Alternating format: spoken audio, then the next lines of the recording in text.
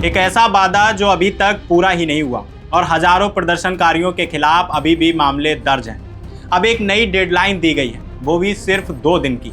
एक तरफ देश की सबसे बड़ी अदालत कह रही है कि वह असाधारण शक्तियों का इस्तेमाल करने को तैयार है, तो दूसरी तरफ एक दबाव समूह सीधे सरकार को चेतावनी दे रहा है कि अगर किया गया वादा नहीं निभाया गया तो पूरे देश में एक बहुत बड़ा आंदोलन खड़ा कर दिया जाएगा। आखिर माजरा क्या है, सुप्रीम कोर्ट में क्या हुआ है और सरकार पर आखिर किस वादे को तोड़ने का आरोप लग रहा है, पूरी बात समझने के लिए बने रहिए हमारे साथ वीडियो के आखिर तक। नमस्कार, मेरा नाम है फैसल और आप देख रहे हैं द हिंदी टॉप। तो सबसे पहले समझते हैं कि आखिर यह पूरा विवाद क्या है। कॉकरोच जनता पार्टी यानी सीजेपी ने एक केंद्र सरकार पर सीधा आरोप लगाया है कि वह युवाओं को धोखा देने की कोशिश कर रही है। पार्टी के प्रवक्ता सौरभ दास का कहना है कि सरकार हाल ही के प्रदर्शनों में शामिल लोगों पर से मुकदमे वापस लेने के अपने वादे को पूरा करने में हिचकिचा रही है। सौरभ दास ने साफ चेतावनी दी है कि अगर अगले 2 दिन के भीतर प्रशासन इस दिशा में ठोस कदम नहीं उठाता तो सीजेपी अपनी राष्ट्रीय कार्य समिति की बैठक बुलाएगी और देश में एक बहुत बड़ा आंदोलन करने का फैसला लेगी।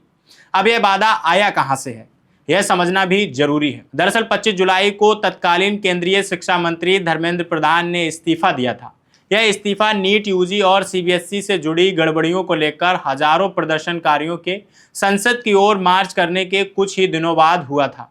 उसी दौरान मोदी सरकार ने ऐलान किया था कि वह और भाजपा एनडीए शासित राज्यों की सरकारें प्रदर्शनकारियों के खिलाफ दर्ज एफआईआर वापस ले लेंगी। सीजेपी का कहना है कि अब जब वह वक्त आया है तो सरकार इस वादे से पीछे हटती दिख रही है। अब बात करते हैं कि इस सीजेपी आंदोलन से जुड़े मामले में सुप्रीम कोर्ट में क्या हुआ।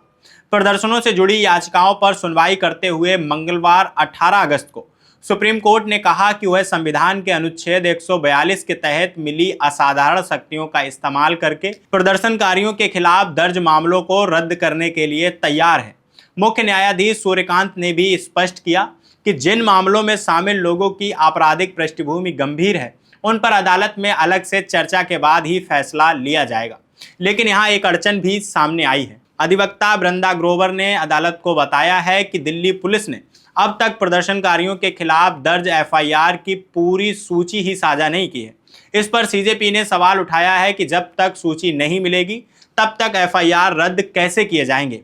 वहीं सॉलिसिटर जनरल तुषार मेहता ने अदालत को बताया है कि पुलिस ने करीब 2873 ऐसे लोगों की पहचान की है जिनकी आपराधिक पृष्ठभूमि गंभीर मानी जा रही है और पुलिस उनकी अलग से जांच करना चाहती है। यहीं से सीजेपी का आरोप और तीखा हो जाता है। जो प्रोटेस्टर्स है उनके खिलाफ तो आपने कमिटमेंट दिया है ना, आपने तो बोला है जुलाई 25 को देश भर के सामने आपके 2 मिनिस्टर्स बैठ के जबान दिया है पूरे देश को कि हम लोग ये एफआईआर को विड्रॉ करेंगे, बंद करेंगे।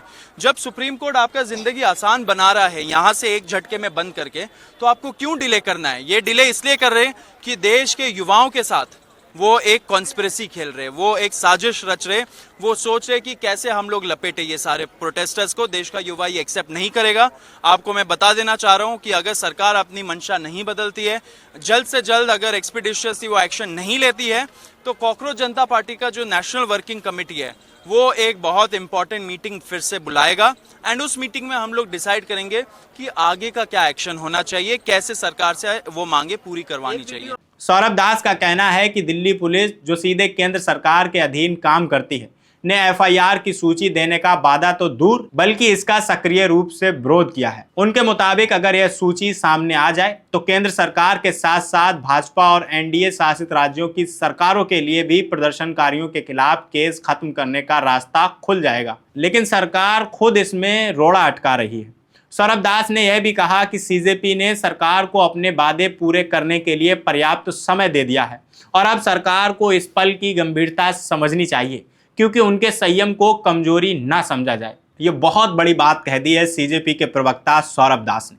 अब एक और अहम पहलू की भी बात कर लेते हैं जो इस पूरे मामले को और संवेदनशील बना देता है। सुप्रीम कोर्ट ने यह भी कहा कि वह प्रदर्शनों से जुड़े विभिन्न मुद्दों की जांच के लिए एक उच्चाधिकार प्राप्त समिति बनाएगा। इस जांच के दायरे में संसद मार्च के दौरान सुरक्षा बलों पर महिला प्रदर्शनकारियों के साथ यौन दुर्व्यवहार के आरोप भी शामिल किए गए हैं। मुख्य न्यायाधीश सूर्यकांत की अगुवाई वाली बेंच, जिसमें जस्टिस जयमाल्या बागची और जस्टिस बी मोहना भी शामिल हैं, ने संकेत दिए हैं कि इस जांच के लिए 3 सदस्यीय समिति बनाई जाएगी। इसमें सुप्रीम कोर्ट के एक सेवानिवृत्त न्यायाधीश, किसी हाई कोर्ट के सेवानिवृत्त मुख्य न्यायाधीश और डीजीपी स्तर के एक सेवानिवृत्त अधिकारी को शामिल किया जाना है। खबरों के मुताबिक अदालत ने एक पूर्व सीबीआई महानिदेशक और एक ऐसे राज्य के पूर्व डीजीपी की सहमति भी पहले से ले ली है, जिनका संसद मार्च से कोई सीधा संबंध नहीं रहा। लेकिन सौरभ दास और सीजेपी को इस समिति को लेकर भी आशंका है। अदालत परिसर के बाहर मीडिया से बातचीत में सौरभ दास ने साफ कहा कि सुप्रीम कोर्ट को समिति में ऐसे लोगों को शामिल करना चाहिए जिनकी ईमानदारी और निष्पक्षता पर कोई सवाल न हो। उन्होंने यह भी कहा कि अगर पहले से विवादों से घिरे लोगों को इस समिति में नियुक्त किया गया तो उनकी पार्टी इसे स्वीकार ही नहीं करेगी। तो अब स्थिति यह है कि एक तरफ सुप्रीम कोर्ट अपनी असाधारण शक्तियों के जरिए मामला खत्म करने को पूरी तरह तैयार है, तो दूसरी तरफ दिल्ली पुलिस और सरकार की तरफ से एफआईआर की सूची को लेकर पेच फंसा हुआ है। तीसरी तरफ एक दबाव समूह सिर्फ 2 दिन की डेडलाइन देकर देशव्यापी आंदोलन की चेतावनी दे चुका है और अगले कुछ दिनों में अदालत की समिति का गठन भी होना है और यही तय करेगा कि मामला किस दिशा में जाता है। इस सब पर आपको क्या लगता है? क्या सरकार तय समय में यह वादा निभाएगी या यह टकराव और बढ़ेगा? अपनी राय हमें कमेंट बॉक्स में जरूर बताइए और अभी तक आपने हमारे चैनल द हिंदी टॉप को सब्सक्राइब नहीं किया है तो सब्सक्राइब कीजिए और हमें social media platform Facebook, Instagram और एक्स पर फॉलो करना मत भूलिए।